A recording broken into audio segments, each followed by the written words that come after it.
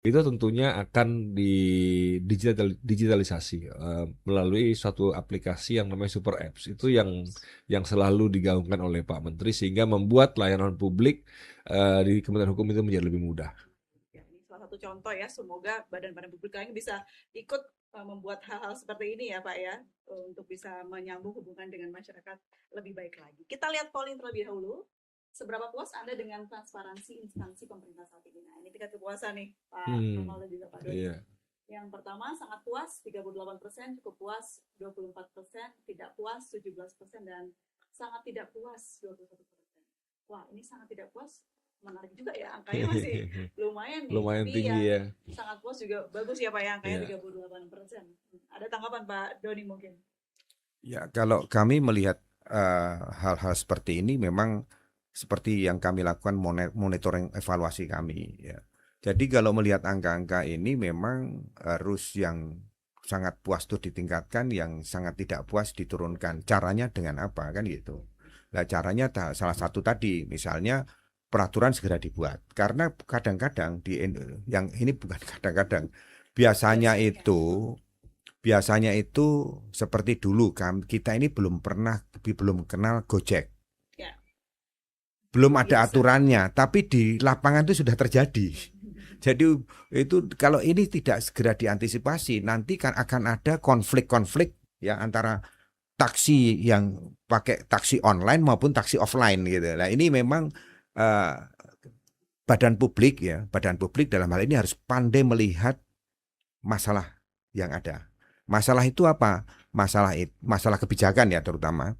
Masalah yang diperlukan oleh masyarakat tapi belum diwujudkan dan itu harus segera diwujudkan gitu ya. Nah, ini memang ketidakpuasan ini harus dibedah lagi. Bukan apa alasannya apa? Ketidakpuasannya itu apa gitu. Ketidakpuasannya itu apa? Alasannya apa? Kalau perlu dia harus memberikan referensi-referensi yang dulu seperti apa. Biasanya masyarakat itu juga cukup cerdas. Ini kalau tidak dilakukan nanti dampaknya akan seperti ini begitu ya. Nah, ini memang tapi 38% itu satu angka yang memang cukup menyejukkan juga itu. Pak Ronald, ini kan Ya. polling-nya dibuat di kanalnya Kementerian Hukum ya Pak. Ya. Puas Pak dengan hasil ini? Ini saya melihat hasil polling ini sebagai suatu peluang. Oke. Peluang bagi ASN Kementerian Hukum untuk berbuat lebih baik lagi dalam melayani publik ya. Dalam pengertian kita harus meningkatkan berbagai layanan lagi sehingga angka yang 38 itu bisa terus meningkat, paling tidak diambil dari yang 21 tadi. 21 tadi bisa bergerak ke atas sehingga bisa menyentuh 50 bahkan 60% sangat puas dan selebihnya juga bisa mengarah ke yang lebih baik gitu Pak. Perlahan ya Pak, Ya, perlahan tapi pasti. tapi pasti. Oke. Nah, kita bahas lagi mengenai kekuatan AI sendiri Bapak-Bapak. Nah, kita tahu AI itu membantu, tapi yang perlu dicemaskan sekarang adalah yang fake ya, bisa dibohongi atau bisa dibuat yang kembarannya tapi bukan asli gitu Pak. Nah, Bapak melihat ini suatu yang harus diwaspadai atau justru malah bisa dimanfaatkan Pak? Saya langsung saja ambil contoh pada waktu saya dengan OJK. Okay. Pada waktu itu ada scam, ya banyak penipuan dengan scam. Kami pada satu kesempatan kami sering bertemu dengan OJK yang sekarang Bu Frederica Dewi yang sekarang menjadi ketua OJK. Kemudian badan publik itu langsung mengantisipasi. Antisipasi apa? Dia ada Indonesia Anti Scam Center. Ya, Indonesia Anti Scam Center itu ada nomor teleponnya. Jadi sekarang kalau cepat-cepatan kalau kita merasa dikena scamming, kemudian kita langsung telepon itu OJK mengatakan bisa langsung kan itu gitu, Pak, ya? Ya diputus. Karena mereka biasanya kan antar bank. Nah, itu contoh scam lah. Kalau pertanyaannya tadi deepfake ya. Deepfake ini kita juga harus nanti kita harus lihat badan publik mana yang menangani ini deepfake. Misalnya kepolisian ini ya. Kepolisian. Ya kami akan berinteraksi secara intensif dengan kepolisian seperti halnya tadi kami intensif dengan OJK gitu. Saya ketemu dengan Kapolda. Ini cerita sama saya. Pak, jangankan orang lain, saya ini Kapolda kena deepfake katanya, deepfake suara tapi ya ada suara yang mengaku mantan menteri koordinator yang sekarang di pusat. Kemudian setelah dicek itu dia hampir tertipu karena suaranya tuh persis. Ya deepfake, apalagi sekarang deepfake itu tidak hanya deepfake suara tapi deepfake dengan visual. Ya, ini memang kalau kami, bagaimana cara kami? Kami akan koordinasi dengan pihak kepolisian. Siapa yang berhak untuk menangani ini? Jadi kalau misalnya kena deepfake, bagaimana? Ya seperti tadi kami, kalau penipuan pakai scam dan dengan penipuan biasanya diiming-imingi bisnis ya oleh seseorang, kemudian kita kemudian langsung kita transfer. Lah begitu kita transfer, kita baru sadar kan, dicek kiri kanan, telepon ke istri, telepon ke suami, loh itu bukan lah. Dia bisa menelpon satu nomor dan nomor itu akan bergerak cepat. Lah ini cepat-cepatan karena biasanya kalau duitnya sudah ditransfer, sindikat ini dia punya supply chain yang bagus gitu. Dia bisa ke kiri ke kanan. Lah ini cepat-cepatan lah. Deepfake juga begitu. Seberbahaya itu ya. Seberbahaya tapi itu. Bahaya mana Pak deepfake sama informasi ditutupi? Saya kira kalau dua-duanya itu sama-sama bahaya ya. Karena informasi ditutupi, hati-hati juga. Pagi ini saya mendapatkan masukan informasi lah dari Komisi Informasi ya. Dia memberikan masukan lah, memberikan informasi. Biasanya kami punya 34 provinsi ya, kami intens berhubungan dengan mereka. Dia mengatakan, Pak, ini ada ini kepala bagian kabaknya yang mau ditangkap polisi. Kalau kemarin ada kepala desa ditangkap oleh polisi. Kenapa? Ya tadi menutup informasi. Dia menutup informasi. Ya, dia tidak membuka informasi walaupun sudah ini masih ditutupi juga. Ini harus dibuka, ditutupi. Akhirnya dia artinya sama berbahayanya. Sama-sama berbahayanya karena informasi ini kan sebenarnya kekuatan. Iya, betul. Orang yang mendapatkan ini teorinya teori Sun Tzu. Ya, orang yang menguasai informasi dia akan menguasai peperangan kan gitu. Oke. Pak Ronald, ini kapan nih lembaga pemerintah berkata maaf informasi ini tidak boleh dibuka? Pada saat seperti apa tuh Pak? Ya, ketentuan jelas ya bahwa ada namanya yang dikenal data informasi yang dikecualikan. Ya.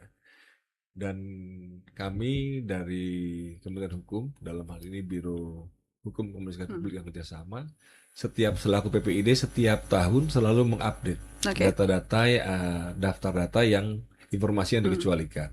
Nah, itu terus kami update sehingga ketika ada publik yang memintakan informasi terkait data yang daftar yang dikecualikan, itu tentunya kami jawab. Kami merespon, memberitahukan kepada publik bahwa memang data yang mereka perlukan, yang mereka minta itu termasuk ke dalam daftar yang informasi yang dikecualikan. Itu sih. Baik. Lalu kalau menyambung ya tadi pertanyaan untuk Pak Dodi dan juga Pak Ronald begitu.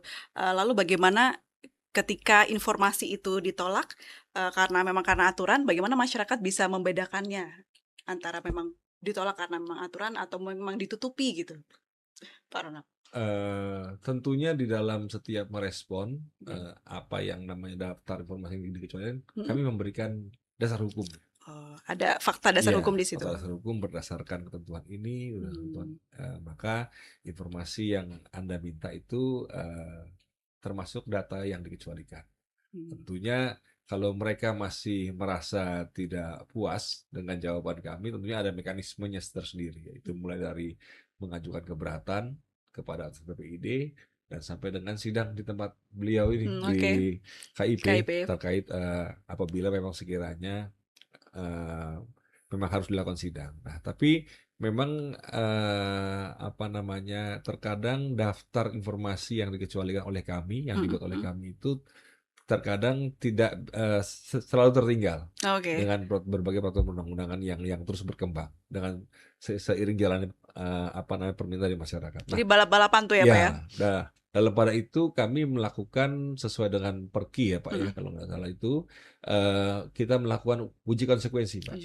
Uji konsekuensi, kita melihat apakah memang sekiranya ini betul dan data informasi yang dikecualikan, dan kemudian kita sampaikan kepada masyarakat. Itu sih. Baik.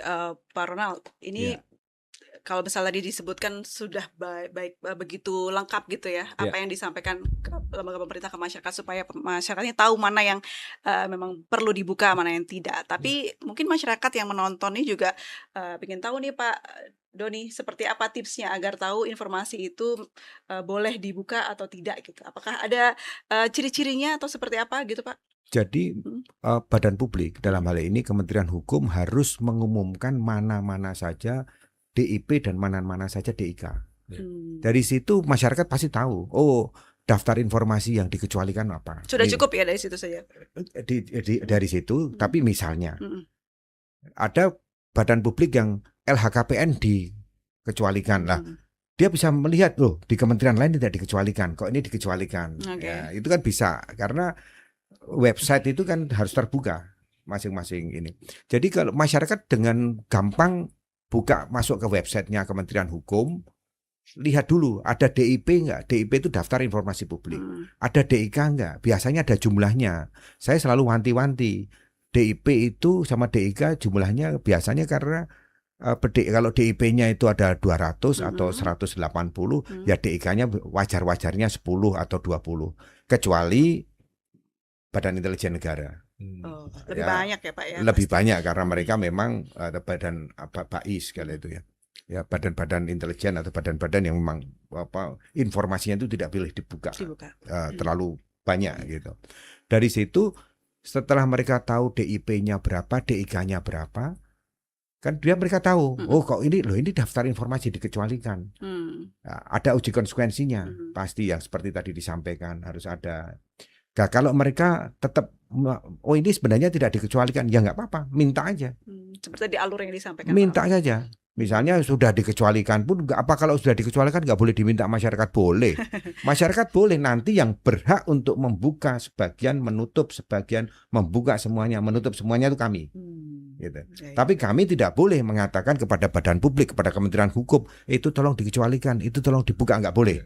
Itu hak badan publik, kewajiban badan publik memberikan informasi terbuka, hak badan publik ya untuk menutup informasi, tapi harus ada uji konsekuensi. Oke, jadi tercerahkan ya kita ya, seperti apa alurnya untuk menyampaikan atau bertanya ini informasi yang butuh dibuka dan tidak. Nah, kita masuk ke Q&A. Ini ada dari netizen ya. Kalau minta info ke kelurahan ditolak terus, apa bisa lapor ke Komisi Informasi? Silakan Pak Doni. Kelurahan itu kan dia menggunakan APBN, artinya dia badan publik. Karena lurahnya juga digaji. Dia dia menggunakan operasional sehari-hari memakai APBN. Jadi boleh. Jadi kalau minta info ke kelurahan terus ditolak, apa boleh lapor? Boleh, tapi harus melalui proses dulu. Jadi di situ harus ada misalnya mengisi formulir form untuk permohonan informasi 10 hari. Nah 10 hari itu hati-hati, badan publik kadang-kadang ya 10 hari dia minta perpanjangan 7 hari. Di situ kalau kita ini memang perlu menyiapkan sesuatu, ya dia boleh, oh saya misalnya ada orang minta ke Kementerian Hukum. Kementerian Hukum mengatakan saya butuh perpanjangan 7 hari. Kenapa? Dia harus yakin bahwa yang ada, yang diminta itu ada, tapi dia perlu menyiapkan. Kadang-kadang dia itu minta perpanjangan padahal informasinya nggak ada, lagi dicari-cari, akhirnya dengan 7 hari diperpanjang itu dia mengatakan, waduh informasinya nggak ada gitu. Nah ini yang kadang-kadang salah. Miskomnya di situ ya. Miskomnya di situ. Padahal kita menyediakan 10+7 itu kalau badan publik masih perlu tambahan hari, ya 7 hari lah. Setelah 10, kalau misalnya tidak ada tapi dikecualikan, ya sudah jawab saja. Kalau nanti publiknya ya kelurahan ini misalnya 10 hari datanya memang ada ya, tapi dikecualikan misalnya itu. Ya di data dikecualikan loh. Dia nanti pakai form keberatan. Kok dikecualikan ini wah nanti ini ada peraturannya ini dan sebagainya. Selama 30 hari kerja. 30 hari. Setelah 30 hari kerja tidak cocok juga ya, tidak cocok bisa juga langsung ke Komisi Informasi. Jadi jawabannya bisa. Tapi itu laporannya tidak ke Komisi Informasi Pusat. Ada alurnya terlebih. Komisi Informasi Daerah. Oh, ada bagiannya. Kalau kelurahan itu levelnya level daerah. Kalau kelurahannya ada di Jakarta, lapornya ke Komisi Informasi DKI. Hmm. Kalau kelurahannya ada di Jawa Barat, lapornya ke Komisi Informasi Jawa Jawa Barat. Barat. Masing-masing daerah sudah memiliki 34 provinsi, 5 kabupaten kota. Baik. 1 kota, 4 kabupaten. Baik. Ke pertanyaan selanjutnya, di India pernah ada skandal besar bisa dibongkar dengan memanfaatkan UU KIP. Di Indonesia apa bisa seperti itu juga? Apakah pernah ada kasus korupsi yang terbongkar karena data yang berhasil diperoleh melalui jalur Komisi Informasi? Pak Doni? Putusan kami, putusan kami ini, misalnya putusan kami membuka atau menutup, itu biasanya kita sudah selesai. Kalau mereka mau tidak puas dengan putusan kami, kalau ke badan publik, badan publik tidak puas, dia ke pengadilan negeri. Kalau publik tidak puas, ke Petun. Tapi tidak lewat mekanisme pengadilan tinggi dan PT Tun, langsung ke Mahkamah Agung.